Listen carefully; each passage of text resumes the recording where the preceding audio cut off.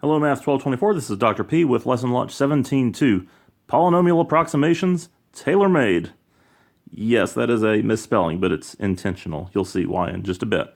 So let's assume that f is a function, and it's differentiable as many times as we want at x equals 0. We're going to develop a polynomial approximation for f of degree n, where n can be any whole number. Okay, we started this work in the last video with a particular function that had specified value and first, second, and third derivatives at 0. And the purpose of this video is to generalize that work. So this time we are not given values of f of 0, f prime at 0, etc. We're just going to write down what those are. So I guess I shouldn't say we're not given these values. This time, rather than stating what those values are as specific numbers, we're going to assume that they're given, but we're going to try and write down what a general polynomial approximation would be in terms of these derivatives. So I guess it really is okay to say that these are given. So you're given all of these, and we're going to try and come up with a polynomial approximation of degree n that would have these same attributes, the same value and the same first, second, third, and so on derivatives at x equals 0. Okay, so how are we going to do that? So we're going to write down a generic polynomial of degree n.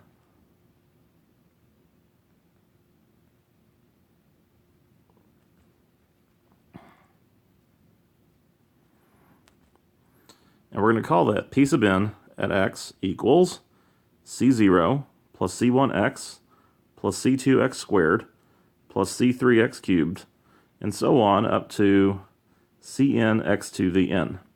And we want Pn at 0 to have the same value at f of 0, and we want Pn prime at 0. We want that first derivative to be the same as the first derivative of f at 0, and so on. We want the second derivatives to match. We want all of the derivatives to match up to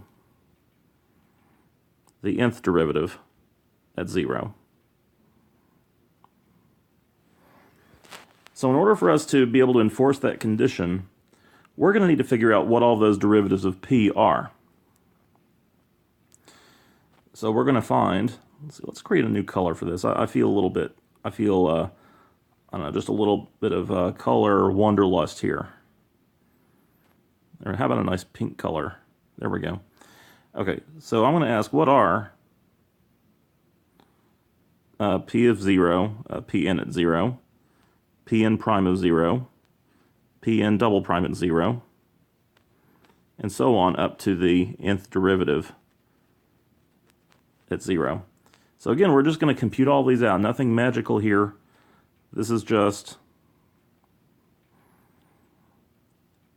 calculus 1 stuff here.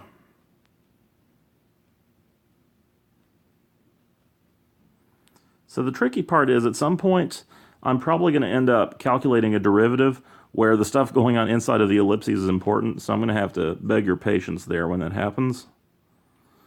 The first derivative is c1 plus 2c2x plus, in fact, that time is right now. I actually really want to show what's going on here, so I'm going to expand that ellipses a little bit.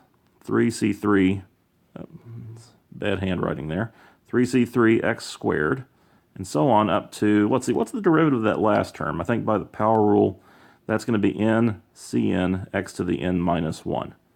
All right, with me so far? That's the first derivative.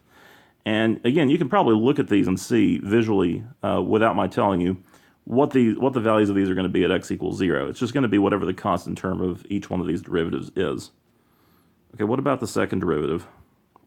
Well, the second derivative of x is going to be 2c2 plus 6c3x, and so on up to, what's that last one? Well, the derivative of that last term is going to be n minus 1 cn x to the n minus, this is a lost cause. Let me just move over.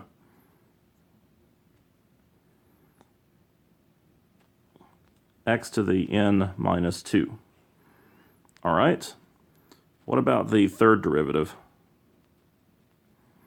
Well, there I'm going to get that 2c2 is going to drop off since it's a constant. I'm going to get 6c3 plus, let's do one more term. I'm getting kind of bored here. Now, of course, to do that, the issue is I have to go back and and look at what the next term of that first polynomial was. That was c4 x to the fourth, and then its derivative was 4 c4 x to the third, and then this derivative would have been 4 times 3, that's 12 c4 x squared, and then this derivative is going to be, I believe that's 24 c4 x to the fourth. Okay, and then I'm going to have some other intervening terms followed by, at the end here, that last term is going to be n minus 1, n minus 2, cn, more room, x to the n minus 3. Okay, let's just take a step back here before we start computing any more derivatives here and think about what's going on. So this means if I'm interested in the value at x equals 0, the values of these at x equals 0 are going to be c0, c1, 2c2, 6c3, and then if I calculate the fourth derivative, let me just write it this way. Fourth derivative at x, that's going to lead with a 24c4. And I'm writing that down because I think that might help you to see an important pattern here. That important pattern is that the coefficient of each of these seems to be a factorial. Factorials. Yay. Why in the world is that happening? Let's think about why this is happening by going back and thinking about the process that we just performed. Okay, the process that we performed was we took some generic term. Let's say that generic term is ck x to the k. And let's just imagine taking a bunch of derivatives of this. So if we take a bunch of derivatives, the first derivative is going to be k c sub k x to the k minus 1. The next derivative is going to be k minus 1 ck x to the k minus 2. And then the next derivative is going to be k minus 1, k minus 2, ck x to the k minus 3. And when is this process going to stop? When is this going to result in an actual constant? Well, it's going to result in a constant when I get to the kth derivative. That's because every time, so I'm starting here at x to the k, and every time I take a derivative, the power, or the exponent on this power of x, drops by 1. So when does it drop down to a constant, or an x to the 0? It drops to a constant after I've taken 1, 2, 3 k derivatives, when I get to the kth derivative. And that kth derivative there is going to contain all of the integer factors from k on down to 1, and we have a name for that, we'll get back to that in a second, times ck times x to the 0, which is just k factorial times c sub k. So what this means is, in general,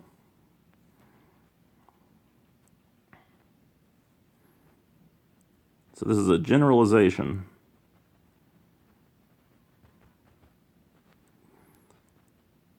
The kth derivative at x equals 0 is going to be k factorial times c sub k, and that is p sub n, kth derivative at x. Or sorry, not at x, that's at 0.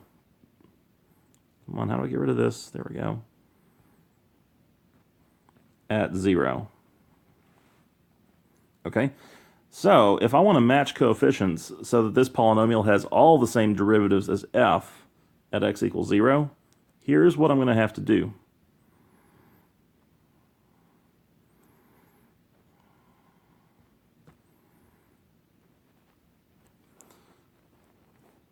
So I need p sub n. Remember, this is just my nth degree polynomial that's going to approximate f.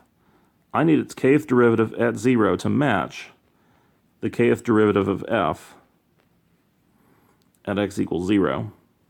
And we've already figured out that this left side here, this is equal to k factorial times c sub k, where c sub k is the kth degree coefficient in that polynomial. And I need that to be equal to the kth derivative of f at x equals 0. So in other words, I need the kth degree coefficient in my polynomial to be the kth derivative of f at 0 over k factorial. And that should resonate with what we did in the previous video, because in the previous video we were given, so this is just a reminder of what happened previously. We had f at 0 was 3, f at 0, f prime at 0 was 1, f double prime at 0 was 4, f triple prime at 0 was 1, and we wound up with c sub 0 was 3. Well, that's the same as 3 over 0 factorial, because 0 factorial is 1. We ended up with c sub 1 equals 1 over 1 factorial. Now, at the time, we just called it 1, but it's the same as 1 over 1 factorial. We wound up with c sub 2. You remember that 4 over 2, and I kept writing it as 4 over 2 instead of just calling it 2? This is why. That's 4 over 2 factorial. And then c sub 3 was 1 over 3 factorial. That was 1 over 6. So this matches what we did earlier. So all I've done here, I realize that I've been working on this for so long and taking so many derivatives, we probably lost track of what was going on. The whole goal of this process was to find out what these coefficients need to be so that the polynomial I'm coming up with will have the same value and the same derivatives as f at x equals 0. And it turns out the formula that makes that happen is this one. That's what my coefficients need to be.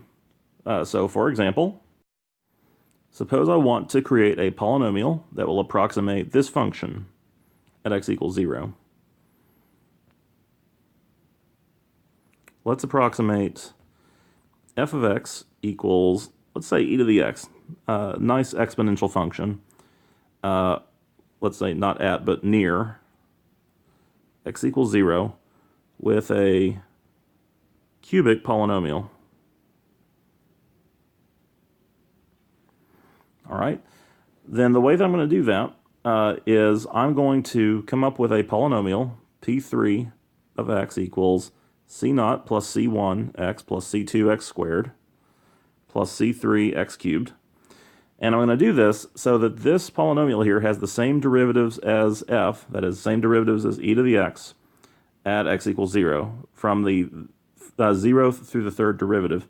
And I'm not going to do this from scratch. I'm going to use the formula I just came up with. I'm going to use c sub k equals f kth derivative at 0 over k factorial. So if I want to use this, I need to know what the kth derivative is of this function, e to the x, for every value of k. Thankfully, that's not too hard. I know that f at 0 is going to be e to the 0, which is 1.